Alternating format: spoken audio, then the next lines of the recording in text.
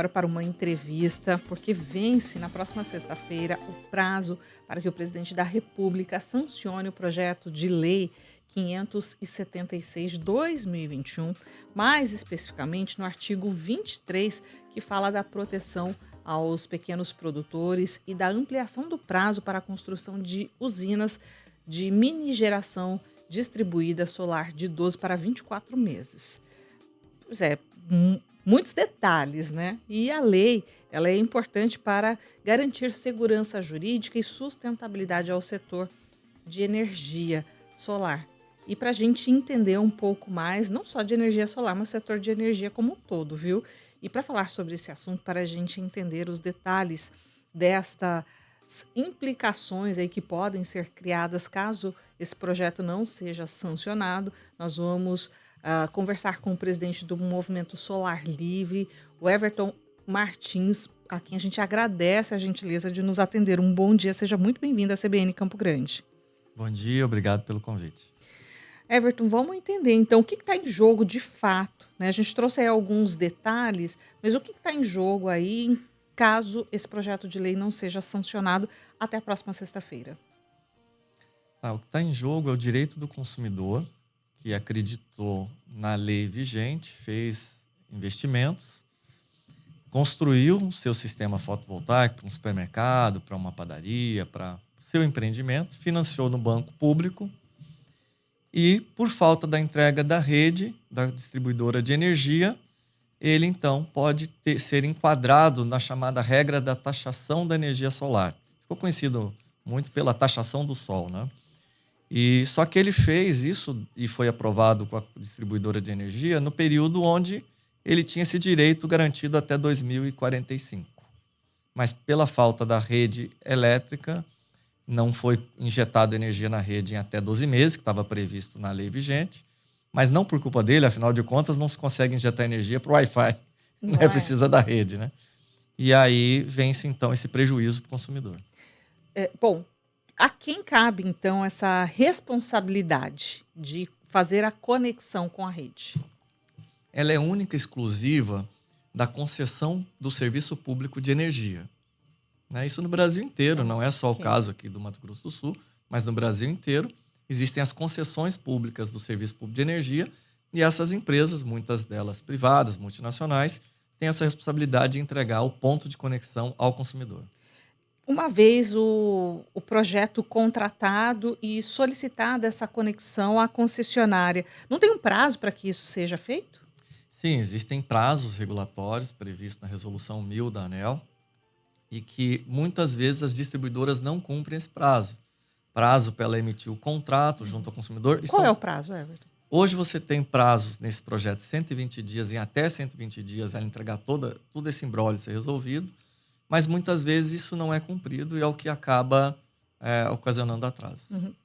E não é cumprido sob qual justificativa? Tem N justificativas que muitas vezes não tem nem justificativa e nem resposta. Então, vale ressaltar que são projetos que já foram aprovados pela distribuidora, pela sua área de engenharia, pelo seu corpo técnico. E aí nós estamos falando de trâmites burocráticos, num Aham. primeiro momento, que são o próprio contrato de uso do sistema de distribuição, conhecido como CUSD, e posteriormente, quando ele é eventualmente assinado entre as partes, a concessionária não entrega a rede de energia.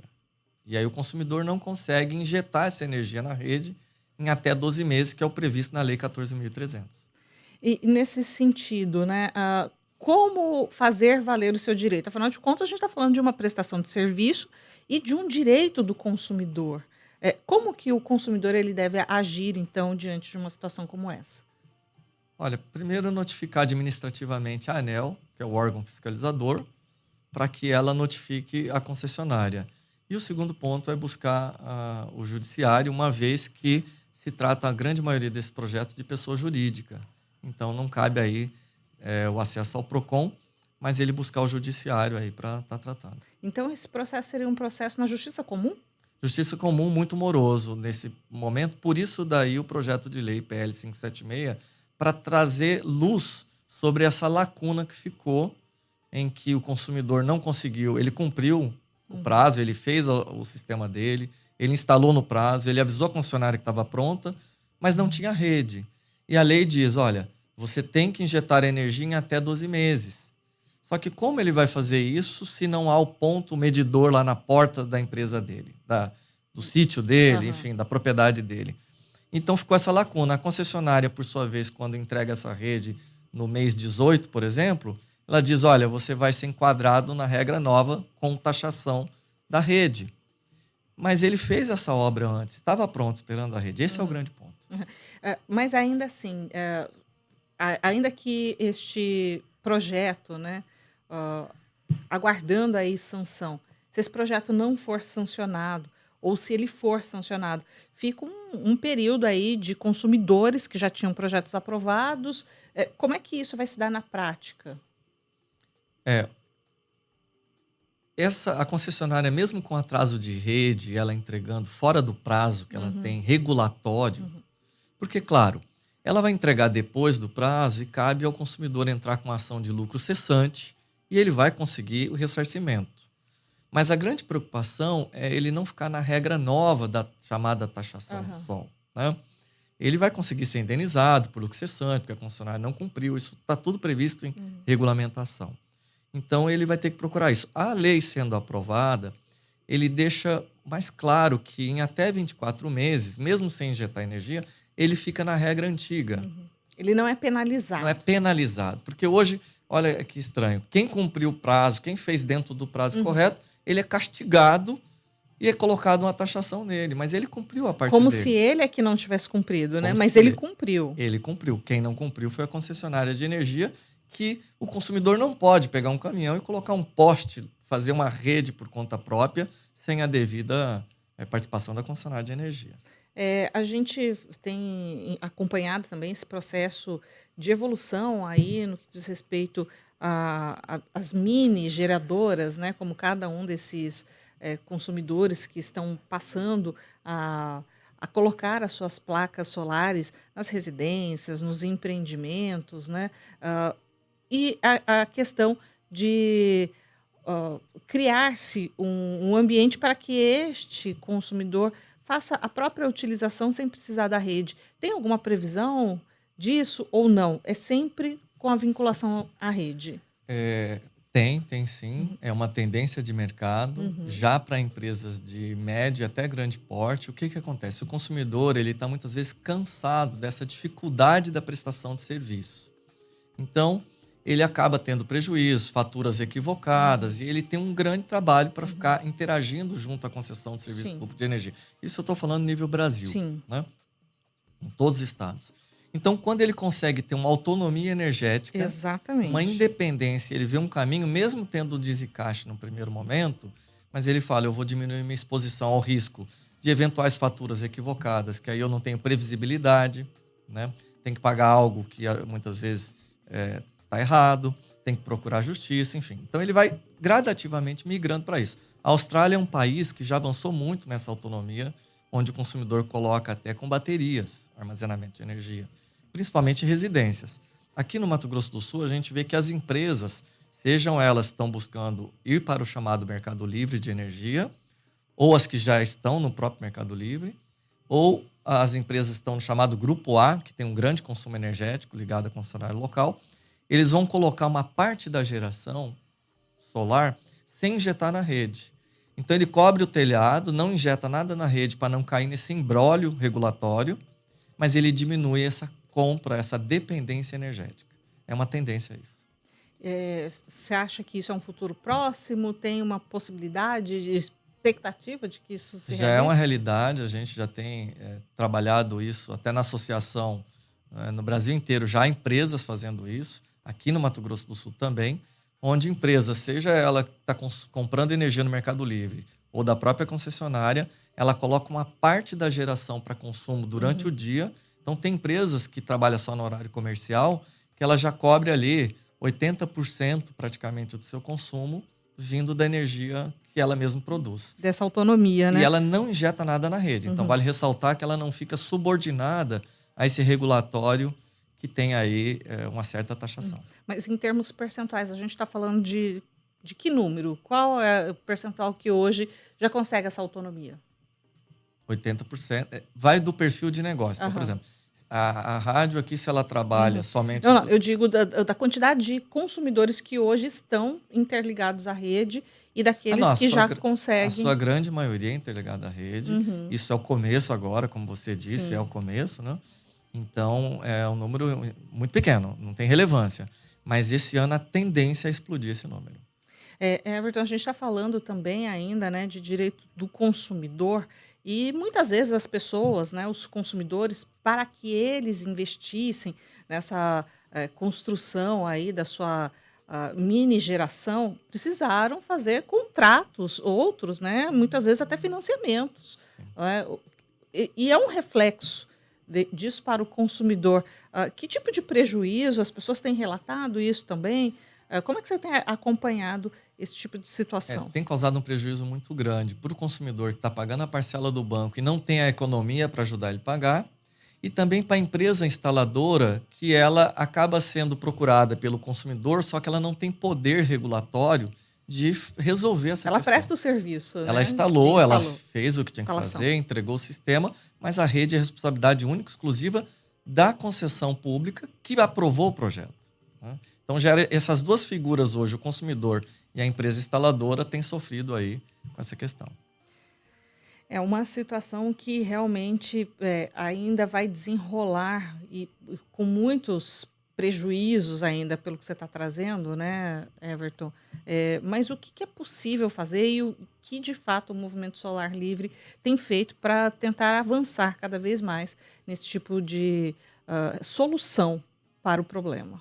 Tanto no aspecto regulatório junto à ANEEL, a gente tem uma interação muito forte. Nossa sede é Brasília, apesar de eu ser um cidadão aqui de Campo Grande, morar no Mato Grosso do Sul, a nossa sede é em Brasília. A gente atua muito forte no parlamento e também junto ao governo federal. Esse texto ele foi articulado na Câmara dos Deputados, depois no Senado, aprovado, e agora está para a sanção presidencial. O que está se buscando é que o presidente da República não vete o artigo 23, porque ele é um projeto das eólicas offshore. Ele é de renovável eólica, é um outro assunto. Mas dentro do texto existem outras pautas. Uma dessas é o artigo 23, que estende o prazo para 24 meses, para que o consumidor fique na regra antiga. Claro que esse consumidor vai procurar a justiça para lucro cessante, uma vez que não teve cumprimento do prazo pela distribuidora. É natural fazer isso, mas que pelo menos ele fique dentro do critério da regra vigente na época que ele construiu, na época que o projeto foi aprovado. Uhum. E vislumbrando ainda o futuro do investimento da energia solar, né? Afinal de contas, a gente tem falado tanto em sustentabilidade, em buscar uma geração de energia limpa, né? O que está em jogo em relação a esse tipo de regramento que vem aí com a taxação do sol? Olha, essa chamada taxação é a cobrança dos custos da rede. Nossa tarifa, ela é barata. Ela é cara porque na tarifa de energia se carrega muitos encargos, muitos impostos, outras coisas que de fato não é a energia em si, né? Então, quando o consumidor vê uma forma de produzir a própria energia e que ele também sai um pouco desse carregamento tributário, encargos Uhum, setoriais e etc., ele vai procurar isso. A energia solar é a que mais vai crescer daqui para frente. Ela já cresceu muito, uhum. mas ela ainda tem muito por crescer e é a Aham. mais fácil e acessível Mas esse hoje. tipo de taxação, ela não acaba desestimulando ou acaba enfraquecendo realmente a busca por esse tipo de alternativa de geração solar? Sem De dúvida, geração de sem energia? dúvida. Esse trabalho que a gente busca crescer com as empresas instaladoras, os distribuidores de equipamento, porque, veja, geração de emprego e renda em mais de 5 mil municípios. Esses instaladores, com empresas geralmente pequenas, familiares, Isso muitas falando só das empresas. das empresas, muitas vezes treinados, o Sebrae fez um trabalho muito grande no Brasil inteiro de capacitação, estimulou isso, e nós estávamos numa comissão de Minas de Energia há um mês atrás, e foi questionado até por uma pessoa do próprio Sebrae, dizendo assim: olha, a gente incentivou e vocês aqui estão na contramão, né? Então, quer dizer, geração de emprego, renda e economia. Vale ressaltar que o consumidor, quando economiza, o dinheiro circula no município.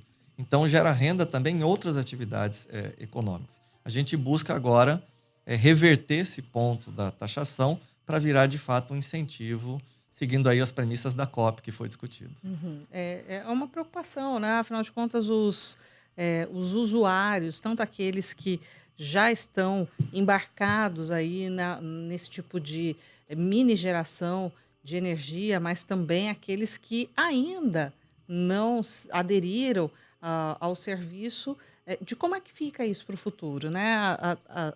Será que vai continuar interessante? E aí o impacto, como você disse, impacto econômico, né, em todo o setor. Continua assim, a fonte solar, por mais que tenha isso, ela teve uma queda de preço em razão de mercado internacional na China muito grande nos últimos 24 meses. Então, apesar da questão da cobrança da rede impactar, o custo caiu muito. Claro que para quem fez o investimento antes e já colheu os benefícios ou está colhendo, e vai colher até 2045 sem nenhum tipo de taxação, é importante as pessoas entenderem que hoje o preço é menor, mas está na regra que tem um custo de rede. Os sistemas antigos, o custo é zero. Então, mesmo às vezes, mas eu paguei mais caro, podia ter pagado mais barato. Só que você tem um benefício até 2045. Ele vale muito mais, porque é muito tempo, né? Então, quando a pessoa põe na ponta do lápis, ela avalia que foi possível fazer atrás. Hoje, que o preço caiu, continua valendo a pena? Sim.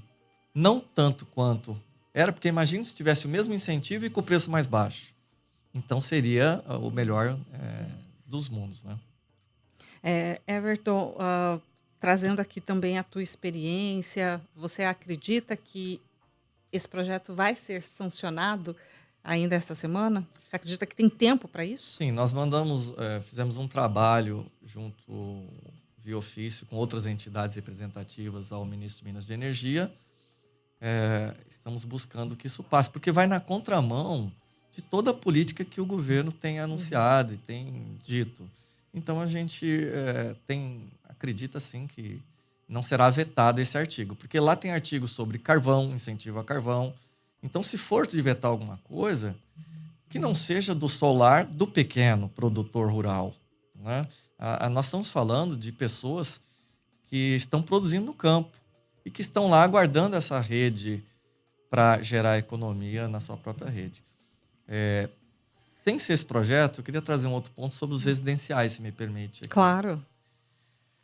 O residencial esse ano, ele deve explodir a quantidade de projetos, porque uma resolução revisada da ANEEL no meio do ano de 2024 diz que a aprovação é automática para projetos de contas até em torno de R$1.000. Então, não haverá essa burocracia para os projetos residenciais. Então, para quem está nos ouvindo e falar pelo tema residencial, será muito rápido e muito fácil instalar nos telhados das casas.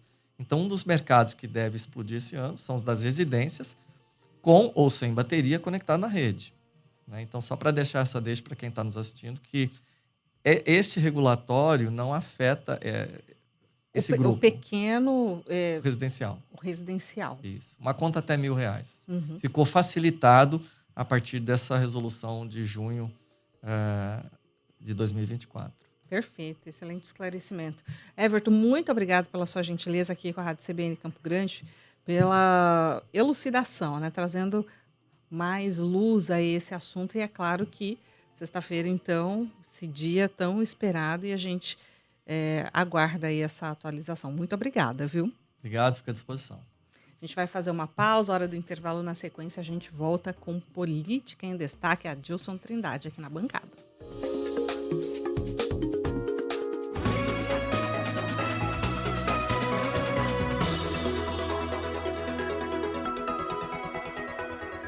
A sensação de alegria, de felicidade. O peito hoje ainda acelera quando fala Minha Casa Minha Vida, que eu sei que é minha, né? É uma casa, um sonho de qualquer pessoa. O Minha Casa Minha Vida voltou trazendo dignidade para as famílias. Mais de 1.250.000 casas contratadas. Superamos metade da nossa meta em 2 anos de governo. Essa é minha casa, minha história de vida. Todo dia a gente faz um Brasil melhor. Saiba como ter acesso ao programa em gov.br/cidades. Ministério das Cidades, Governo Federal.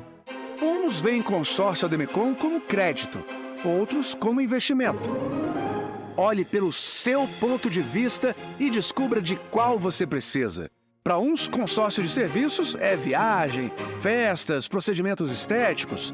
Já para outros, é intercâmbio ou até inseminação artificial. Depende do que cada um quer. A Demicon, dá para ser crédito, dá para ser investimento. Lógico que dá, porque é especialista em consórcio. Atenção, população. Ao fazer uso de medicamentos, consulte sempre o farmacêutico mais perto de você. Eles estão presentes nas farmácias, drogarias, laboratórios, hospitais e muitas outras áreas. Evite a automedicação e preserve a sua vida e daqueles que você tanto ama. Uma campanha do Conselho Regional de Farmácia de Mato Grosso do Sul. O show mais aguardado chega a Campo Grande em 2025. Humberto Gessinger, em sua nova turnê Acústicos, Engenheiros do Havaí. Não queremos ter o que não temos, nós só queremos viver. Dia 29 de março, sábado, no Ondara Palace. Vendas no site pedrosilvapromoções.com.br e no estante no Comper Jardim dos Estados. Realização Pedro Silva e Jamelão. Apoio Cultural Rádio CBN, a rádio que toca notícia.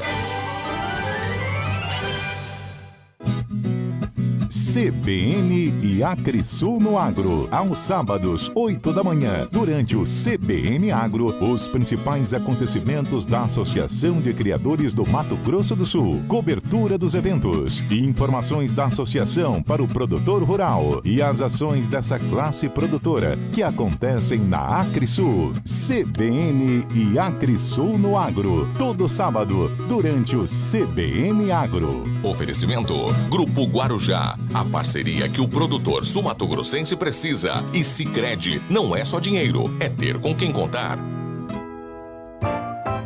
Se você adora ouvir podcasts, a CBN Campo Grande também está no seu serviço de podcast preferido. Estamos no Spotify, no Google Podcasts, Deezer, na Audible e na Amazon Music. Faça a busca por CBN Campo Grande e ouça quando e onde quiser os principais colunistas e muitas reportagens aqui da CBN. CBN Campo Grande, a rádio que toca notícia onde você estiver. Rede CBN, top de 5 segundos.